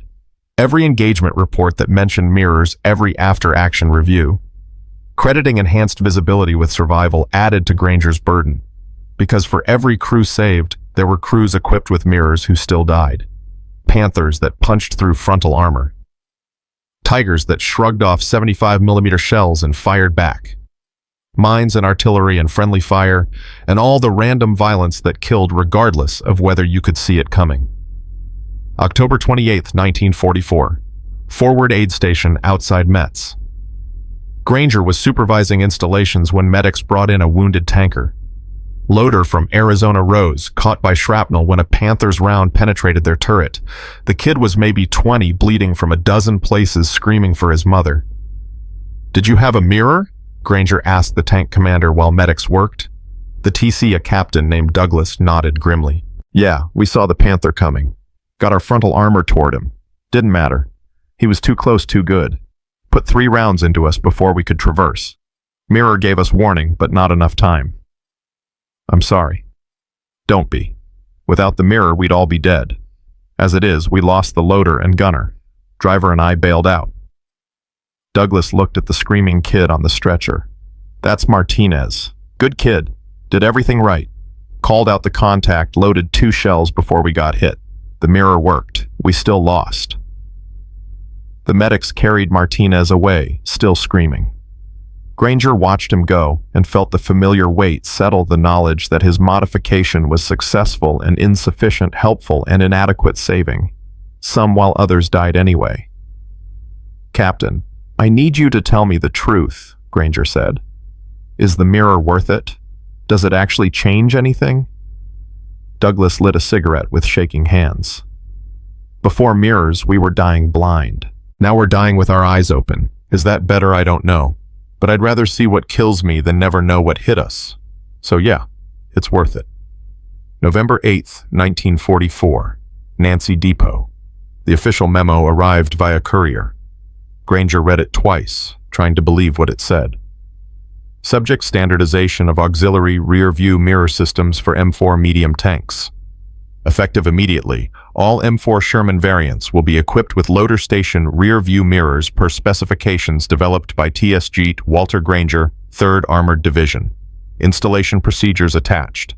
This modification is now standard equipment for all armored units, European theater of operations. Below that, a second memo. TSG Granger is hereby promoted to Master Sergeant and assigned to Ordnance Technical Services as Field Consultant Tank Modifications, effective November 1944. Master Sergeant. Technical Services. His field modification had become official doctrine. "Congratulations," Kowalski said, reading over his shoulder. "You just became the most important NCO in the armored force." "I salvaged a mirror from a dead family's car and turned it into something that's going to save thousands of tankers. Take the win, kid." But Granger couldn't shake the feeling that he'd traded one burden for another. He'd been a loader, anonymous expendable, just another sergeant loading shells. Now he was the mirror man, the innovator, the soldier whose modification would be studied in tactical manuals and training courses for decades. He thought about Henderson, who'd never wanted glory, just wanted to survive and go home to Iowa. Henderson would have laughed at all this, the promotions, the recognition, the bureaucratic machinery turning a desperate field improvisation into official doctrine. "I wish he could see this," Granger said quietly. "Who?" "Henderson, my driver, the guy who died so we could prove the mirrors worked." Kowalski was quiet for a moment. "Then honor him by making sure other drivers don't die the same way. That's the debt you pay." November 15th, 1944. Forward position. Metz pocket. Granger hitched a ride to the front lines against orders, but he needed to see the mirrors in action, needed to understand if they really changed anything. He found Morrison's crew with Kentucky Girl Jr. hull down behind a destroyed building waiting for German counterattack. "Granger." Morrison climbed down from the turret. "What the hell are you doing here?" "Checking on you, making sure the mirror's working." "It's working. Saved our ass twice last week. New loader kid named Patterson spotted a panther at 6 o'clock, gave us enough time to reorient and kill it. We all signed a letter to your promotion board. You're welcome." Castellano appeared face thinner than Granger remembered, eyes harder. "Walt, you look like an officer now, all clean and headquartered." "Still a sergeant. Still getting my hands dirty. Just not in a tank." There was accusation in Castellano's voice, resentment that Granger had escaped the steel coffin while they remained inside. "Jimmy, I didn't ask for reassignment." I know, it's just Henderson's dead. You're safe at depot. And we're still here. Still rolling out, still wondering which engagement's gonna be our last. The mirror helps, but it doesn't change the fundamental truth we're in Sherman's fighting tigers. Math doesn't favor us." Morrison put a hand on Castellano's shoulder. "Jimmy, ease up. Granger's doing his job. We're doing ours." "Are we?" "Because from where I'm sitting, his job is surviving while ours is dying slowly." Granger had no answer to that, because Castellano was right. The mirror improved odds but didn't eliminate risk. It saved some crews while others burned, and Granger got to watch from safety while men he'd trained died in tanks he'd modified. "I'm sorry," Granger said. "I wish I could do more." "You did enough." Morrison's voice was firm. "You gave us a chance. Nobody promised more than that." They stood there in the cold November wind, three men who'd survived Verneuil together, now separated by duty and fate. Granger wanted to say something profound, something that would bridge the gap between the living and those still risking death. But words felt inadequate against the weight of what they'd endured. "Take care of yourselves," was all he managed. "Always do," Morrison said. "You too, Master Sergeant." Granger left them there, climbed back in the Jeep, and rode away from the front lines. Behind him, Kentucky Girl Jr. sat waiting, mirror-installed crew, ready, another engagement approaching. The modification would help. But it wouldn't save everyone. Nothing saved everyone. December 2nd, 1944. Ordnance Technical Services. Nancy. The final statistics arrived. Between September 12th and December 1st, 1944, A total of 893 Sherman tanks had been equipped with Granger-style auxiliary rear-view mirrors across the European theater. Those tanks had participated in 147 separate engagements with German armor. Combined enemy losses, 412 tanks destroyed. American losses, 107 Shermans, destroyed, 214 damaged. Standard Sherman loss ratios for the same period in non-mirror-equipped tanks: 1 American loss per 0.6 German kills. Mirror-equipped tank ratios: 1 American loss per 3.9 German kills. Granger stared at the numbers. Henderson's death had purchased a mathematical advantage. 3.9 to 1. That meant approximately 700 American tankers alive who would have died without the modification. 700 men who'd go home after the war, have families, live lives. And 321 tankers still dead despite the mirrors. Men who'd seen death coming and died anyway. He thought about Douglas and Martinez, about Morrison and Castellano still fighting, about thousands of crews rolling toward battles where geometry and luck would determine survival. The mirror hadn't ended the war, hadn't made Shermans invincible, hadn't stopped the dying. It had just changed who lived and who didn't, made the math slightly less murderous. And in a war measured by body counts and kill ratios, maybe that was the only victory available, not preventing death, just redistributing it to the other side. Granger folded the statistics report and filed it away. Tomorrow more tanks would need mirrors. More crews would need training. The war would continue until it didn't, and his job was to make sure as many men as possible survived to see the end. Henderson's debt was paid in increments, 700 lives for one. The mathematics were brutal but undeniable. Outside, winter snow began to fall on the French countryside, covering destroyed tanks and unmarked graves in white silence. The war didn't pause for weather. It never paused at all. But in depots and motor pools across Europe, mechanics were installing small mirrors in tank turrets, giving crews a chance to see what hunted them.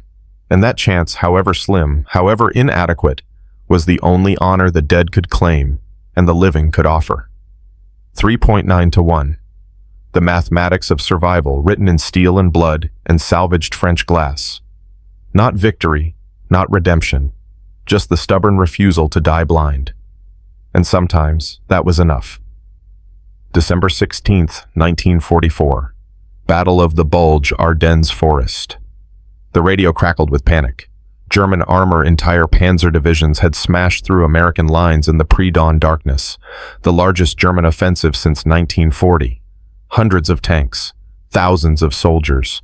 And in the chaos, someone at headquarters remembered Granger's mirrors. Master Sergeant Granger, you're needed at the front, immediately. He arrived at a forward command post that was barely controlled chaos. Maps covered in red marks showing German penetrations. Officers shouting coordinates. The smell of burned coffee and fear sweat. Colonel Hayes grabbed him the moment he entered. Granger, we've got 60 Shermans being rushed to plug the line. None of them have mirrors. The depot crews didn't have time. How long do I have? 12 hours. After that, they roll whether they're ready or not. 12 hours to equip 60 tanks. Normally that would take 3 days even with trained crews. But there was nothing normal about the Bulge.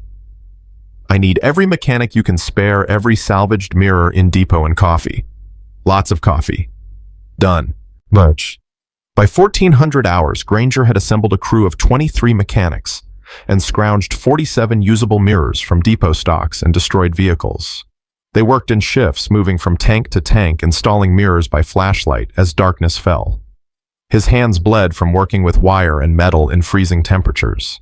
Didn't matter. Men were dying 20 miles north, and every minute wasted was another crew rolling out blind.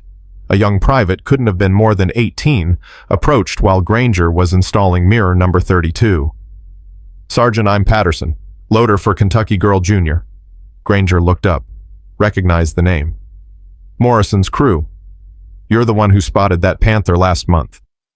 Yes, Sergeant. The mirror saved us. I wanted to say thank you before we roll out tomorrow. Don't thank me. Just use what I taught you. Look in that mirror every chance you get. Trust what you see. I will, Sergeant, I promise. Patterson walked away. Granger watched him go, seeing Henderson and the kids walk, hearing Tommy's voice and his gratitude. How many Pattersons were there? How many kids rolling toward German guns, counting on 6 inches of salvaged glass to keep them alive? By 0200 hours on December 17th, 53 tanks had mirrors installed. 7 remained. Granger's vision blurred from exhaustion. His hands moved on autopilot, measuring angles, bending wires, securing frames. The mechanics were dead on their feet, but nobody stopped. Couldn't stop. Lives depended on finishing. Granger. Kowalski appeared with something that might have been coffee. You've been working for 18 straight hours. You need to rest. 7 more tanks. You're going to collapse. Then I'll collapse after tank 60, not before. At 0520 hours, the last mirror went in. Granger signed off on the paperwork, his signature barely legible from trembling hands. 60 tanks. 60 crews, all equipped. Good work, Master Sergeant, Hayes said.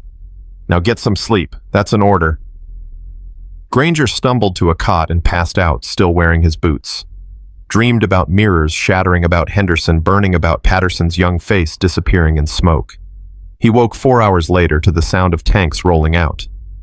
Through the tent flap, he watched 60 Shermans lumber north toward the sound of guns. Kentucky Girl Jr. was among them, Morrison visible in the commander's cupola, Patterson somewhere inside at the loader's station. Come back, Granger whispered. Please come back. December 23rd, 1944, Bastogne perimeter. The casualty reports arrived in waves. The Bulge was a meat grinder. German Tigers and Panthers were tearing through American lines. But something strange was showing up in the after-action reports. Mirror-equipped Shermans were surviving at rates that defied normal statistics. Hayes called Granger into operations. Spread across the map table were engagement summaries from 6 different battles around Bastogne. Look at this. December 18th, outside Noville. 8 Shermans with mirrors engaged 12 Panthers in limited visibility. They spotted German flanking maneuvers despite fog and smoke. Result: 4 Panthers destroyed, 2 Shermans damaged but operational. He pointed to another report. December 20th, Foy. Mirror-equipped tanks detected German armor approaching through tree cover from multiple angles. Repositioned before contact, established crossfire. 5 Panzer IVs destroyed, 0 American losses. The Germans are using their standard tactics, Hayes continued. Exploitation of blind spots, flanking maneuvers, surprise from rear angles. But when those tactics fail because crews can see them coming, the Panthers and Tigers lose their primary advantage. They're still better armored, better armed. But if they can't get optimal firing positions, the advantage diminishes. Granger studied the reports. The numbers were undeniable. Mirror-equipped tanks in the Bulge were destroying German armor at a 4.2 to 1 ratio. Without mirrors, the ratio was reversed. German tanks were winning 2.1 to 1. How many crews are we losing? He asked quietly. Hayes flipped through casualty lists. In mirror-equipped units, approximately 18% casualties over 6 days of heavy combat. In non-equipped units, 43%. 18%. That meant 1 in 5 tankers was dead or wounded. Terrible odds, but half the rate of crews without mirrors. Patterson's crew, Granger asked. Hayes checked the roster. Kentucky Girl Jr., still operational. Engaged German armor 4 separate times. 3 confirmed kills. No casualties. Granger felt something unlock in his chest. Relief so profound it hurt. Thank you, sir. Don't thank me. Thank that kid for looking in his mirror. January 7th, 1945. Nancy Depot. The Bulge was over. The Germans had been pushed back, their offensive broken, Allied lines held. The cost: 19,000 American dead, 47,000 wounded. Tank casualties: 342 Shermans destroyed. Granger received a memo from 3rd Army headquarters. Of those 342 destroyed Shermans, only 71 had been equipped with mirrors. The rest 271 tanks had died without enhanced rear visibility. He did the math. If all tanks had been mirror-equipped at the bulge's start, estimated American armor losses would have dropped by approximately 60%. That translated to roughly 163 tanks saved. 815 tankers who might have lived. But might have didn't resurrect the dead. It just haunted the living. Morrison's crew returned to depot on January 10th. Kentucky Girl Jr. was scarred but functional welded patches over 3 separate penetrations, new tracks, rebuilt transmission. Patterson climbed out of the loader's hatch looking 20 years older than when he'd climbed in. "Sergeant Granger," Patterson saluted with hands that shook. "Reporting back, sir." "At ease, Private. How was it?" "Hell, sir. Pure hell.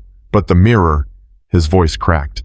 "The mirror saved us. I can't count how many times. 6, maybe 7 separate contacts. I saw them coming, called it out, we repositioned. Without that mirror, we'd be dead. All of us." Morrison climbed down, moving like his bones ached. "Walt, your modification is the only reason my crew is standing here. Patterson's right. We'd have died 6 times over without rear visibility."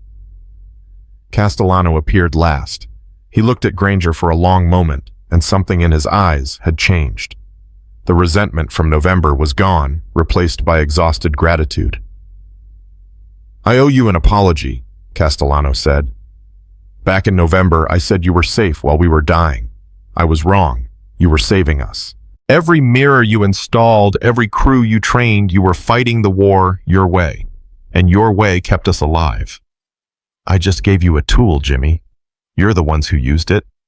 "Yeah, but without the tool, we'd be ghosts." Castellano stuck out his hand. "Thank you, for real." Granger shook it. Felt the calluses, the strength in fingers that had loaded hundreds of shells under fire. These were survivors' hands. And maybe, just maybe, his mirrors had helped them survive. March 15th, 1945, Remagen Bridge, Germany. The war was ending. Everyone could feel it. The Germans were retreating, their lines collapsing. American armor was racing across Germany, pushing toward Berlin, and wherever they went, mirror-equipped Shermans led the way. Granger was attached to a forward armored column crossing the Rhine when they encountered the last major German tank formation of the war. 30 Panthers and Tiger IIs making a desperate stand outside Koblenz. The American force, 48 Shermans, all mirror-equipped, engaged at dawn. Granger watched from a command half-track as the battle unfolded. The Germans tried their standard tactics, flanking maneuvers, use of terrain for concealment attacks from multiple angles designed to exploit Sherman blind spots. But the American crews saw every approach, called out every movement, repositioned faster than the Germans anticipated. The battle lasted 47 minutes. When it ended, 23 German tanks were burning. American losses, 6 Shermans damaged, 2 destroyed. The kill ratio, 11.5 to 1.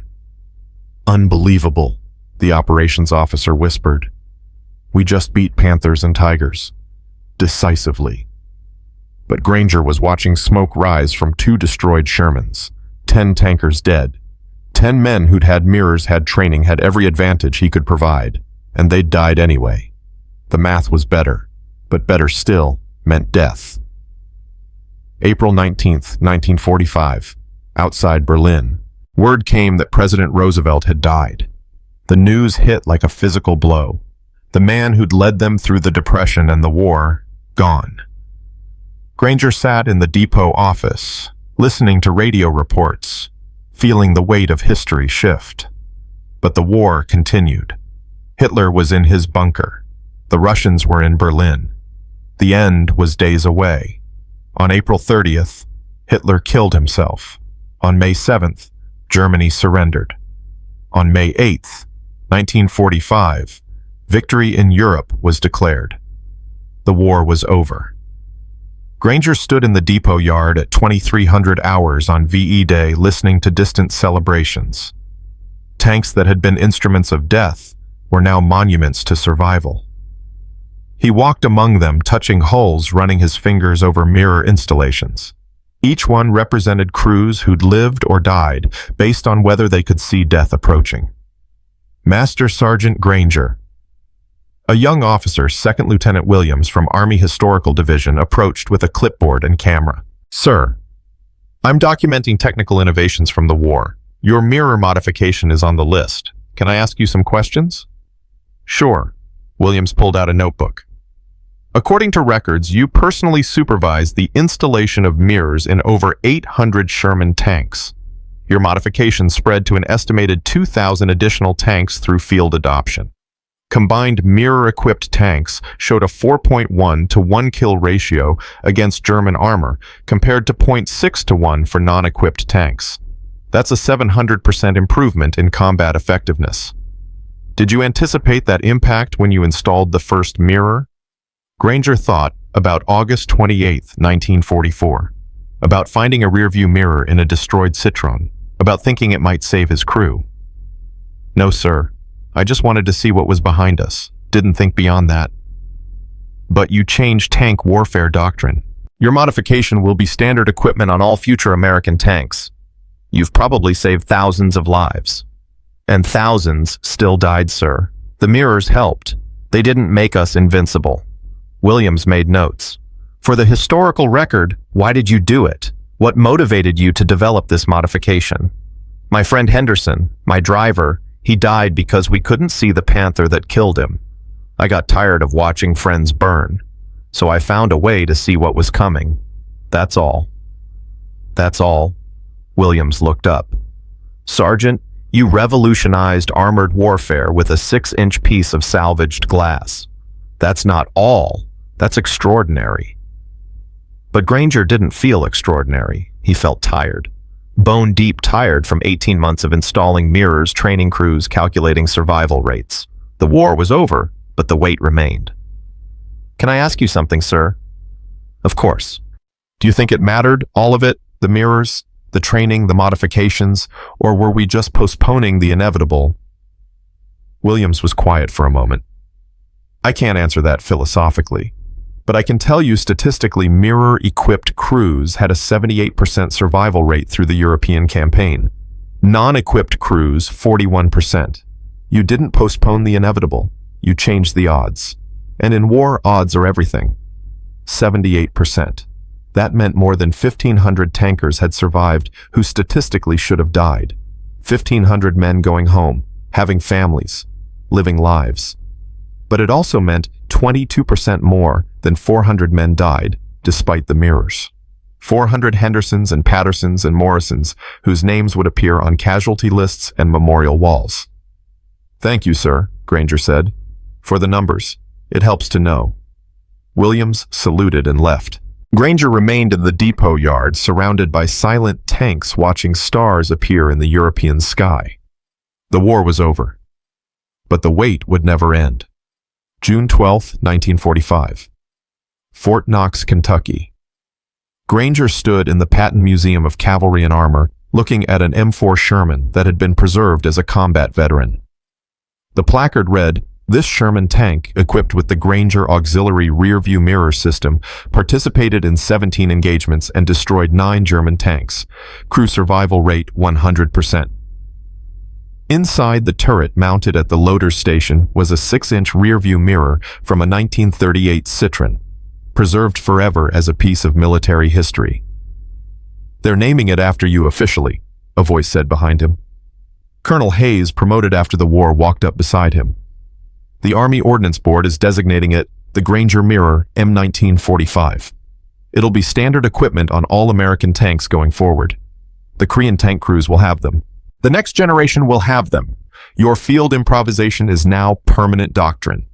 Henderson should be here to see this, Granger said quietly. He is.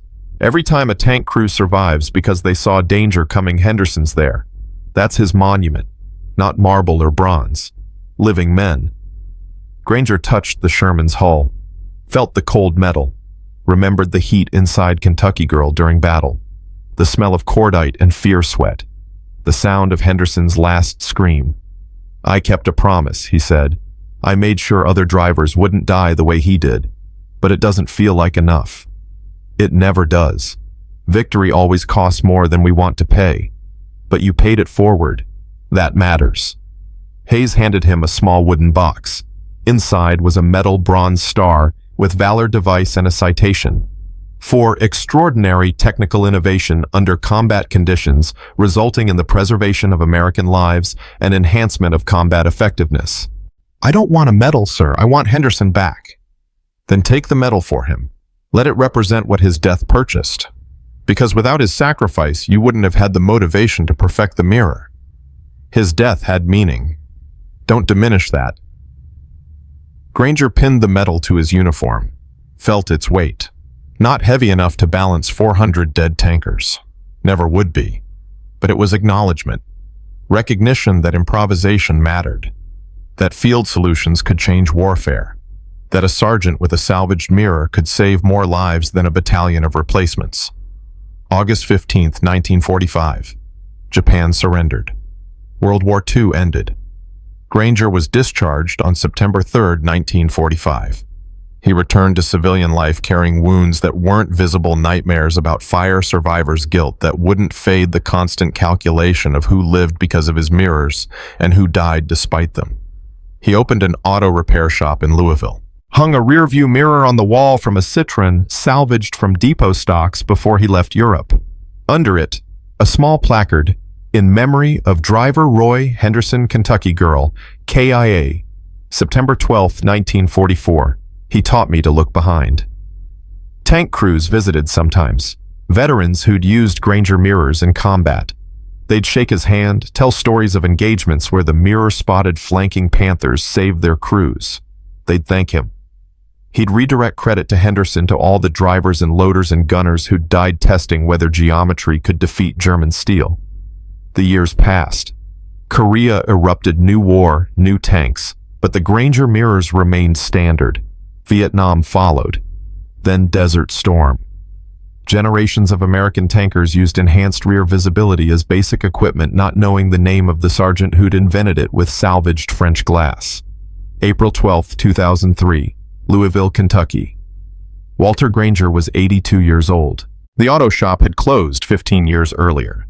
He lived alone, surviving on military pension and Social Security. His hands shook from age, not adrenaline. But the nightmares remained, Henderson burning Tommy, screaming the endless calculation of survival rates and kill ratios. A young man knocked on his door, 20-something wearing Army dress uniform, Master Sergeant stripes. Mr. Granger. I'm Master Sergeant David Patterson. I serve in an M1 Abrams tank battalion. My grandfather served under Lieutenant Morrison in World War II. He was your loader replacement after Henderson died. Granger remembered young Patterson, 18 years old, terrified but determined. Your grandfather survived. Yes, sir. Made it home. Had a family. My father, then me. 3 generations of tankers. All because Grandpa looked in a mirror you installed and saw a Panther coming. Patterson handed him a photograph. It showed an elderly man in a wheelchair surrounded by children and grandchildren. 15 people. 3 generations. Grandpa passed away last month. His last request was that I find you and say thank you. He wanted you to know his life, our family, exists because of what you did. That mirror didn't just save him. It saved all of us. Granger looked at the photograph, counted faces. 15 people who existed because a scared loader had glanced in a mirror and called out contact in time. How many others? He asked quietly. Sir, how many other families from tankers who survived because of the mirrors? Patterson pulled out a folder. The Army Historical Center estimates approximately 1,700 World War II tankers survived engagements they statistically should have lost, attributable to the Granger mirror modification. Most had families. Conservative estimates suggest your modification resulted in 12,000 direct descendants, children, grandchildren, great-grandchildren who exist because their ancestors survived. 12,000 people. Living, breathing, having families of their own, all stemming from a 6-inch piece of salvaged glass. And the ones who died, Granger asked. Despite the mirrors, Patterson's face grew solemn. 423 confirmed KIA in mirror-equipped tanks during World War II. Their names are on the memorial wall at Fort Knox, next to your Sherman tank display. 423. Granger had carried that number for 58 years. Knowing it exactly was somehow worse and better simultaneously. Thank you for telling me, he said, about your grandfather, about all of it. Patterson saluted. "Sir, the Army wanted me to give you this." He handed over a framed certificate. Presidential Unit Citation. Recognition for Technical Innovation, dated 2003. 60 years late, Granger said with a thin smile. "Better late than never, sir. The Army doesn't forget its innovators." After Patterson left, Granger sat in his living room holding the photograph of a family that existed because a kid had looked in a mirror. He thought about Henderson, who'd never had children, about Tommy and Steve and Danny and all the others who'd died before the mirrors could save them. The mathematics were clear: 12,000 lives created versus 423 lost. The equation was overwhelmingly positive, but math couldn't capture the weight of 423 names, the letters to families, the memorial services, the empty chairs at Christmas dinners. Victory always costs more than we want to pay. May 3, 2009. Walter Granger died peacefully in his sleep at age 88. His obituary mentioned military service, Bronze Star technical innovations in tank warfare. The funeral was attended by 437 people. Veterans, descendants of veterans' tank crews from 3 wars, and military historians documenting his legacy. At Fort Knox, they installed a permanent exhibit, The Granger Mirror: How One Sergeant Changed Armored Warfare. The centerpiece was Kentucky Girl's salvage turret mirror, still mounted at the loader's station, positioned so visitors could look through it and see what Granger had seen. On the wall beside the exhibit, 423 names every tanker who died in mirror-equipped Shermans during World War II. And at the top, in larger letters, Driver Roy Henderson, KIA, September 12, 1944, the first sacrifice for sight. The exhibit closes with Granger's own words recorded in 1989 for the Army Oral History Project. "People call it innovation. I call it desperation. I was tired of burying friends. So I found a mirror and figured out an angle." That's not heroism, that's just refusing to die blind. Henderson paid the price for that refusal. Thousands lived because of it. But I'd trade every medal, every recognition, every descendant who exists because of that mirror.